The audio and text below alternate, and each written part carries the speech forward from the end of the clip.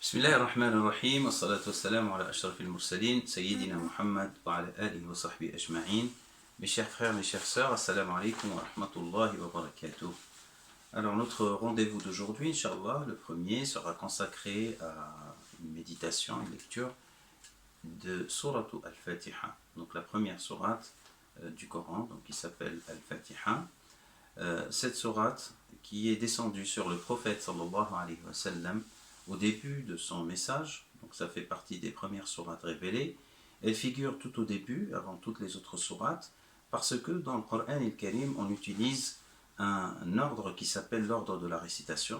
Cet ordre qui a été établi par Allah subhanahu wa ta'ala, révélé à son prophète Muhammad sallallahu alayhi wa sallam, et qui a été retransmis donc, à travers le temps. C'est pour ça que vous voyez dans tous les mushaf, les livres du Coran, cette sourate, elle figure au début, suivie par les autres sourates. Donc cette sourate, elle est d'une très grande importance puisqu'elle est récitée de manière fréquente, donc elle est obligatoire dans toutes les prières obligatoires, elle est obligatoire dans toutes les prières en général, et le musulman est appelé à la répéter à travers ses prières plusieurs fois par jour. Donc aussi il est important, puisque c'est le cas, d'avoir une connaissance du contenu. Donc en islam on sait aussi que le plus important c'est de connaître le sens. Allah subhanahu wa ta'ala dit الَّذِينَ آتَيْنَاهُمُ الْكِتَابَ يَتْلُونَهُ حَقَّ تِلَاوَتِهِ. Donc à qui nous avons donné ou confié le livre, ils le récitent de la meilleure des façons ou comme ils le doivent. Comme ils doivent le réciter, c'est-à-dire avec la compréhension qu'il faut. Et on sait que dans le Coran al-Karim, il est expliqué à plusieurs endroits ou dans plusieurs passages que la compréhension du Coran est l'essentiel, est une obligation aussi. Donc si c'est le cas, donc pour Suratul Fatiha ou pour toute autre sourate, on est invité à faire l'effort de comprendre. Allah subhanahu wa ta'ala a rendu ce Coran facile d'accès, donc il faut savoir que le Coran al-Karim est un livre facile d'accès. Chacun d'entre nous peut le lire sans aucun obstacle, et que donc dans cette lecture qui est facilitée, on doit chercher le sens, l'enseignement que Allah subhanahu wa ta'ala nous révèle, parce que aussi ce qui nous est demandé c'est d'avoir une compréhension qui nous renforce les convictions, donc qui clarifie les choses pour nous et qui nous aide à être meilleurs dans notre vie de tous les jours à travers une pratique droite, une pratique vertueuse, comme il est expliqué aussi encore une fois dans le Coran al-Karim et dans les hadiths du prophète alayhi salatu wassalam. Donc essayons de faire une visite, on va dire. On va visiter rapidement cette sourate et je vous laisse, Inch'Allah, grâce à votre curiosité bénéfique d'aller plus loin, donc de chercher à consulter des livres d'interprétation qui approfondissent l'explication, ou même il y a des livres qui sont dédiés à l'explication de Suratu Al-Fatiha, donc cette sourate plus particulièrement. Donc commençons par le nom de la sourate. Donc cette sourate qui s'appelle Al-Fatiha, mais qui porte aussi d'autres noms. Parmi les noms de cette sourate, Ummul Kitab, la mère du livre, Ummul Qur'an, la mère du Coran. L'utilisation du mot donc c'est une appellation coranique et prophétique, donc on trouve ces noms-là ou bien dans le Coran ou bien dans les récits du prophète alayhi sallam, ou dans les deux. Donc Ummul Kitab, Ummul Qur'an, ça veut dire l'essentiel ou la base du livre, parce que cette sourate elle contient les notions fondamentales de la religion musulmane de manière concise et très résumée. Elle s'appelle aussi As-Sab'u al-Mathani, les 7 versets récurrents, les 7 ayats récurrentes, parce que aussi on répète la lecture dans l'adoration, toutes les adorations, toutes les prières que nous faisons, et elle est récurrente aussi selon certains interprètes, parce que ces thématiques, les 7 versets qui contiennent les différentes thématiques seront détaillés plus loin, donc tout le long du texte coranique. C'est pour ça qu'on l'appelle As-Sab'u al-Mathani. Elle s'appelle aussi Al-Qur'an al-Azim, le Coran sublime, ou la lecture sublime.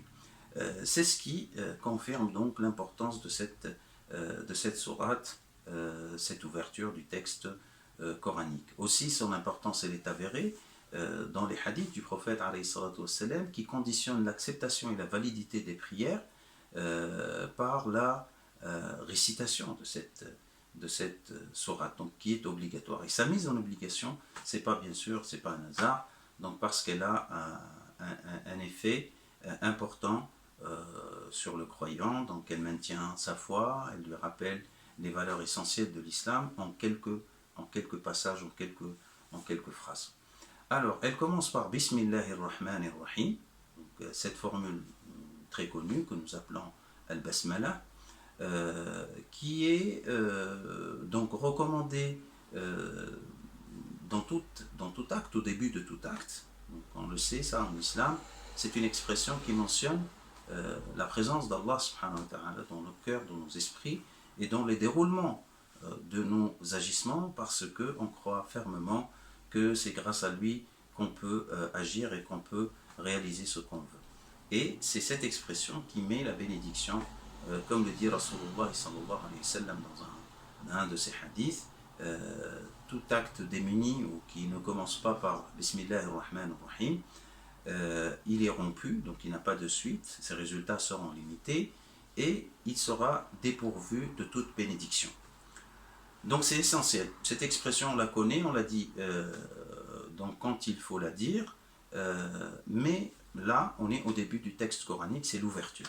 Donc elle a le même statut pour la plupart des interprètes. C'est important de lire le Coran, donc on commence avec le Basmala. Et dire Bismillah ar-Rahman ar-Rahim, ça vous le savez, quand on lit le Coran Karim, nous devons dire, le Coran, nous devons dire en premier A'udhu billahi minash shaytanir rajim, je me préserve par Allah contre le shaitan, donc lapidé, A'udhu billahi minash shaytanir rajim, exclu de la miséricorde de Dieu. Et puis tu dis Bismillahirrahmanirrahim. Et on dit Al-Basmala. Dans cette sourate, on commence par le Basmala. Bismillahirrahmanirrahim. Au nom d'Allah, de tout miséricordieux, le très miséricordieux. Alors vous allez trouver plusieurs interprétations, plusieurs traductions. De toute façon, elles se rejoignent autour du sens de la miséricorde. Donc, Ar-Rahma, la miséricorde, par laquelle Allah est qualifié dans ce début de sourate. Et on commence la lecture au nom, ou pour certains traducteurs, de par le nom d'Allah, de Dieu. Donc cela veut dire que tout ce qui va être récité par la suite, il vient d'Allah Azza wa Jalla, qu'il soit exalté. Donc c'est pas moi qui parle, c'est pas Muhammad qui parle, le prophète sallallahu alayhi wa sallam, c'est Allah. Et donc moi je commence et je fais cette lecture à son nom. Il est décrit par deux qualités, par deux attributs, Ar-Rahman et Ar-Rahim. Donc vous voyez, la racine, elle est la même, Ar-Rahma, donc la miséricorde, si on choisit cette traduction, qui décrit la bienveillance de notre Créateur, l'indulgence, le soin, la piété, tous les sentiments de protection, tous les éléments de protection, d'accord, qui peuvent exister et qui émane d'Allah subhanahu wa ta'ala vis-à-vis de sa créature. Il y a une petite nuance entre Ar-Rahman et Ar-Rahim. Ar-Rahman, c'est une forme très intense de Ar-Rahma et c'est la qualité d'Allah subhanahu wa ta'ala. Donc c'est sa qualité. Il est Rahman. D'accord ? Il est infiniment miséricordieux. Ar-Rahim, elle décrit son acte, la manifestation de sa miséricorde dans toutes choses que nous voyons dans ce monde. D'accord ? Et comme disait Rasulullah sallallahu alayhi wa sallam, Allah, il a créé la miséricorde en 100 morceaux, en 100 parties. Il a fait descendre dans ce monde un centième et il a gardé pour lui 99. Il a gardé pour lui 99. C'est avec ce centième que la maman d'une bête montre son affection envers son bébé. Et ce un centième qui se manifeste en toutes choses, en tout comportement tendre, indulgent, bienveillant, c'est les manifestations de la rahma, de la miséricorde d'Allah subhanahu wa ta'ala. Ensuite, Alhamdulillahi Rabbil Alamin. Alhamdulillahi Rabbil Alamin. Louange, dans les traductions, à Dieu, le Maître ou le Seigneur des mondes ou des univers. Donc le mot Alhamd, c'est une reconnaissance que Allah subhanahu wa ta'ala a toutes les qualités de perfection.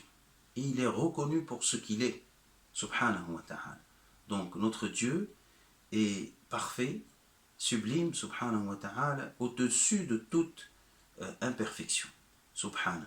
Donc ça nous montre à quel point donc nous avons la foi en Allah Azza wa Jal, en sa grandeur, en sa perfection. Alhamdulillah. Et c'est nous qui le disons. C'est nous qui disons Alhamdulillah. Alhamdulillah Rabbil Alamin. Rabb, c'est qui est traduit par Seigneur ou par Maître dans les traductions. C'est un mot qui a beaucoup de significations, plus d'une signification, dont le Créateur. Donc c'est lui le Créateur. Celui, le pourvoyeur, c'est lui qui nous donne notre subsistance, ce dont on a besoin. Et quand on dit subsistance, c'est pas que de la nourriture, tout ce qui favorise notre existence, l'air, l'énergie, tout ce qui fait que nous existons, tout ce qui fait que notre vie continue. D'accord? Donc c'est le pourvoyeur. C'est Allah subhanahu wa ta'ala le bienveillant qui nous protège. Donc c'est Allah qui nous protège.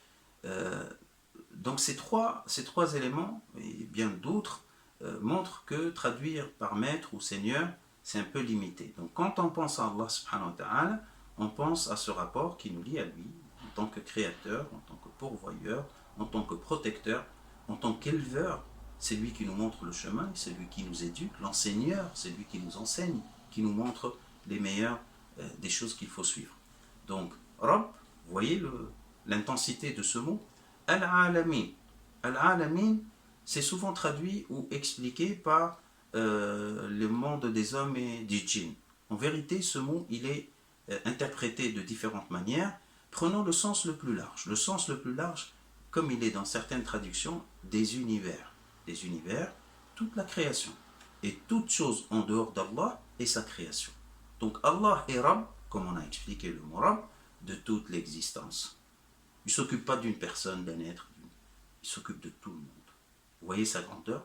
Et là, donc quand on dit Alhamd, la reconnaissance, les louanges envers lui parce qu'il est comme il est, tel qu'il s'est décrit, subhanahu wa ta'ala, il est le maître, le Rabb de tous les univers, de tous les existants. Alhamdulillahi Rabbil Alamin, Ar-Rahman Ar-Rahim. Ces deux qualités sont répétées, on a déjà compris le sens. D'accord? Ar-Rahman, Ar-Rahim, le tout miséricordieux, le très miséricordieux si on fait un choix de traduction. Mais tous les autres se rapprochent, toutes les autres traductions se rapprochent. Ar-Rahmani, Ar-Rahim. Alors, Cheikh Ibn Ashur, l'un des grands interprètes de notre époque, rahimahullah ta'ala, dans son grande œuvre Al-Tahrir wa Tanwir, un grand livre d'explication du Coran, dit que, subhanallah, le contexte fait qu'après avoir dit que Allah est le maître de la sorte qu'on a décrit de tous les univers, c'est une grandeur sans limite. Il fallait, selon Allah subhanahu wa ta'ala, selon ce qu'Allah subhanahu wa ta'ala a révélé, mettre encore en avant ces deux qualités de Ar-Rahman Ar-Rahim pour apaiser les cœurs, pour montrer que cette grandeur est une grandeur qui est imprégnée, qui s'exprime à travers aussi Ar-Rahman, la miséricorde. D'accord? Donc on reste confiant en notre Seigneur, proche de notre Seigneur, avoir toujours l'espoir en Allah subhanahu wa ta'ala.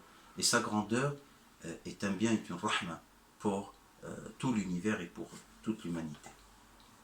Donc, Ar-Rahman Ar-Rahim, Maliki Yawmiddin. Malik, encore une fois, la traduction, le maître du jour de la rétribution. Donc, ce que vous entendez en arabe, Malik c'est le propriétaire, c'est le souverain, c'est celui qui détient, celui qui gère, d'accord, celui qui a l'autorité, d'accord. De quoi? Yawm ad-Din. Quand vous entendez ad-Din, vous pensez directement à la religion. Alors, ce terme, il est utilisé aussi dans un autre sens. Ad-Din, c'est aussi al-Jaza, la rétribution, d'accord.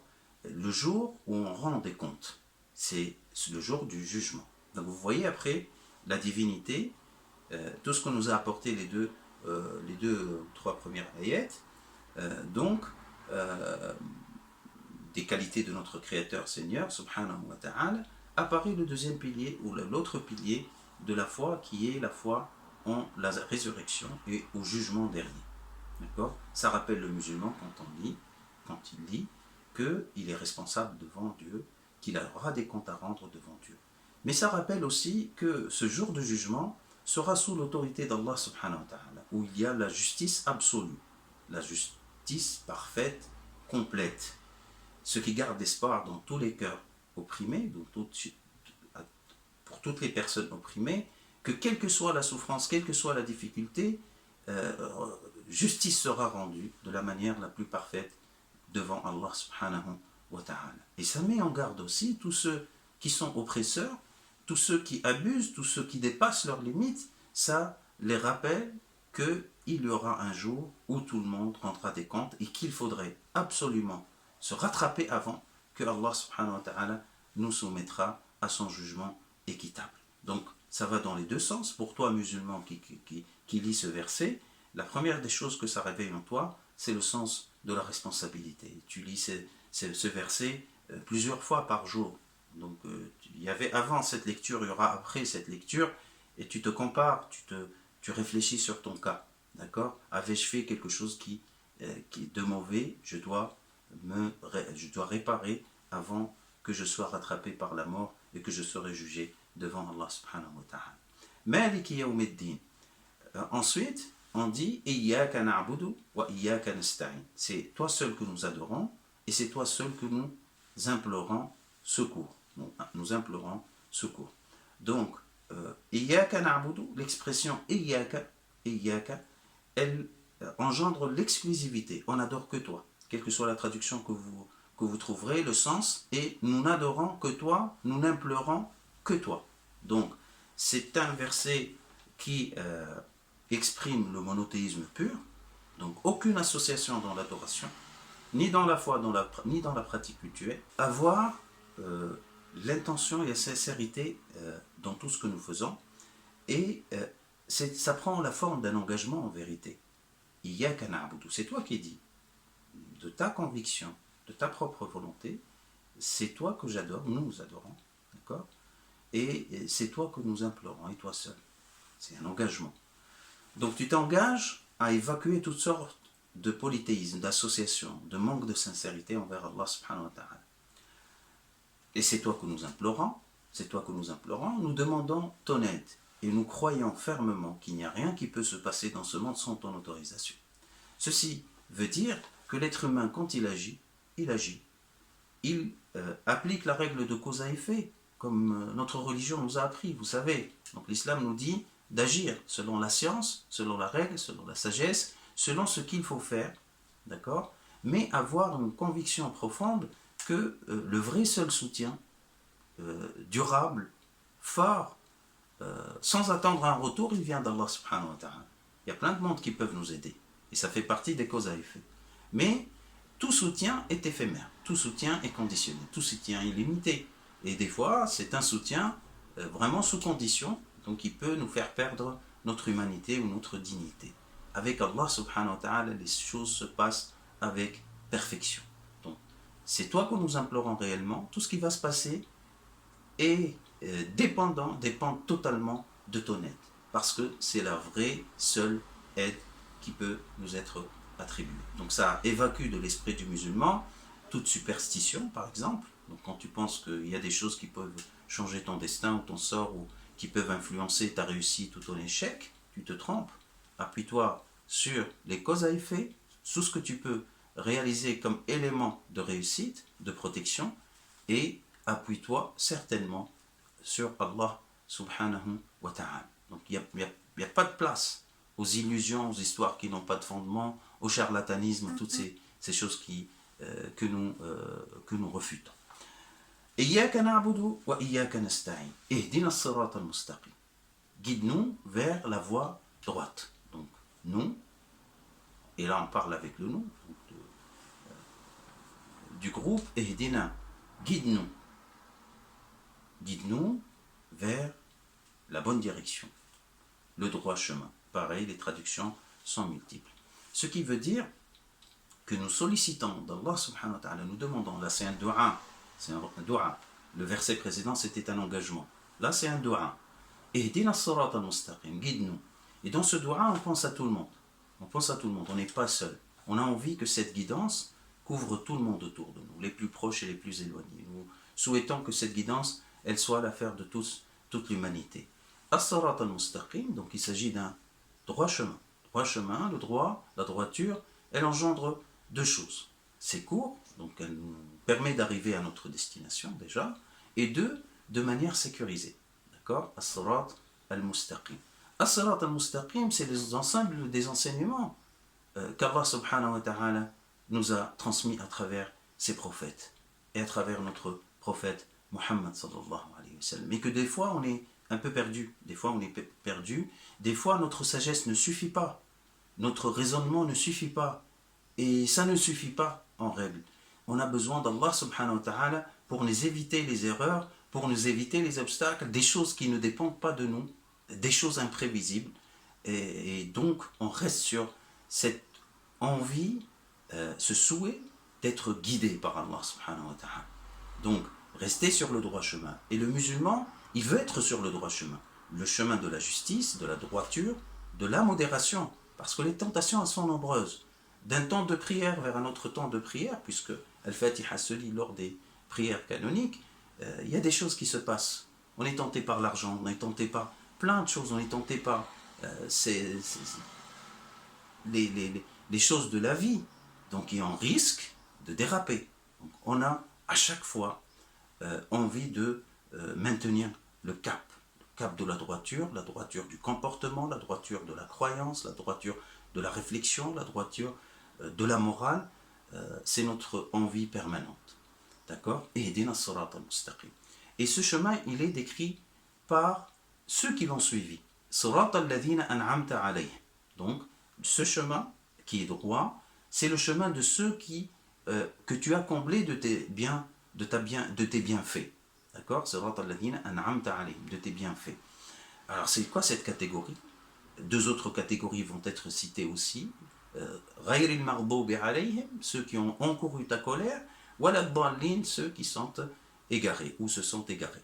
Donc, nous, on veut être dans le groupe, notre vrai parti pris, c'est les gens de la droiture. Les gens de la droiture, il n'y a aucun nom qui est cité ici, mais les noms seront cités plus loin dans le Coran al-Karim, c'est les messagers et les hommes de bien. Donc, c'est eux qui constituent notre parti pris. C'est Ibrahim alayhi salam, c'est Nuh, c'est Adam, c'est Muhammad, Isa, Jésus, Moïse, Moussa, ainsi de suite, toute la liste des hommes honorables. C'est ça notre parti pris. Et c'est à eux qu'on s'identifie.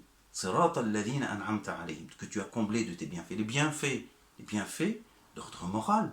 Parce que les bienfaits de la dunya, c'est éphémère. Allah, il donne la dunya, c'est-à-dire les bienfaits d'ordre matériel à tous. Mais ce qui est le plus important, c'est la droiture de l'esprit. C'est cette grande ni'ma qui est d'être guidé, d'être dans la voie de la droiture. D'accord? Donc c'est ce parti pris. Donc tu penses, et tu n'es pas seul. Dis-toi, je ne suis pas seul. Même si, là, maintenant, aujourd'hui, il n'y a personne autour de moi, mon groupe, je le connais. D'accord? C'est des gens qui ont de bien et qui ont œuvré pour le bien.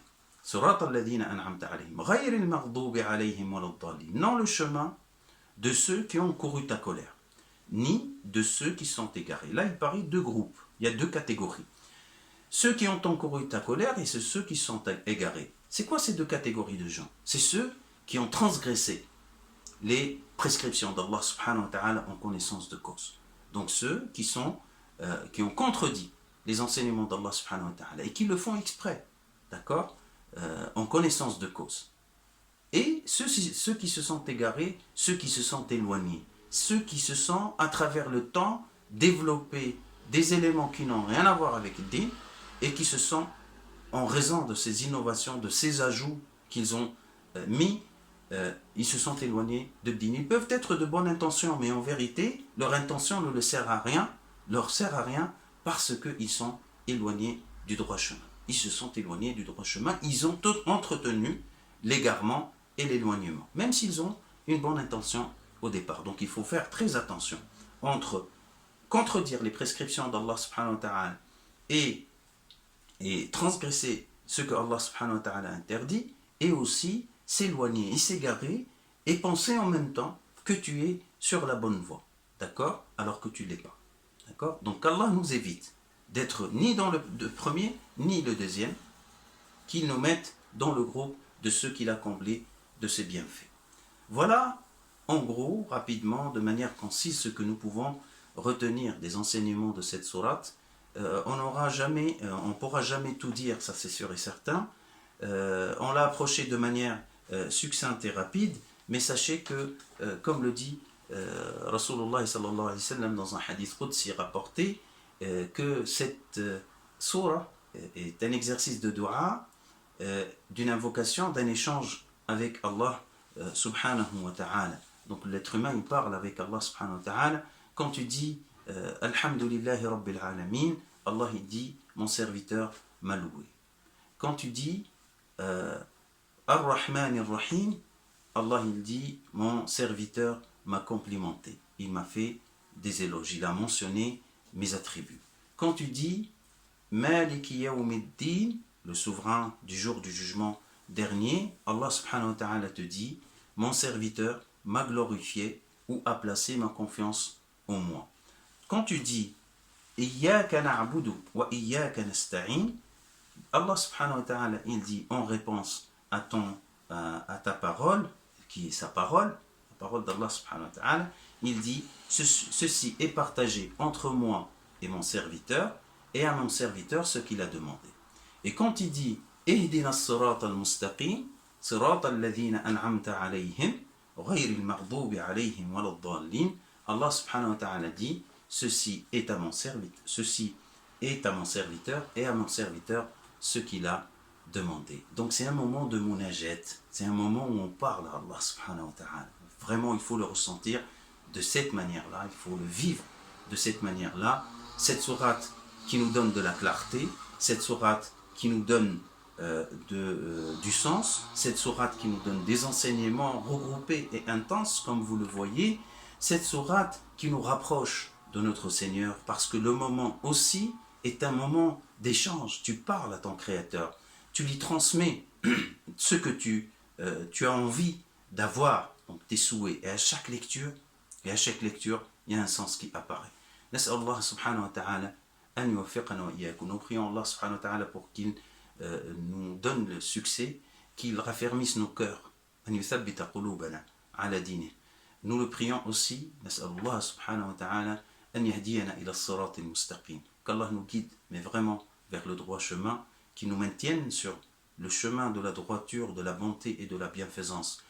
Qu'Allah subhanahu wa ta'ala nous donne la compréhension de ces versets, du texte qu'Allah subhanahu wa ta'ala a révélé à son prophète, et qu'il nous fasse profiter de ces enseignements dans notre vie de tous les jours. Allahumma ij'al al-Qur'an al-Karim al-'azim rabi'a sudurina wa jala'a humumina wa ahzanina wa anisana fil wahsha wa misbahana fil dhulmah wa qa'idana wa sa'iqana ila jannati ar-ridwan wan na'im innaka sami'un mujibud du'a.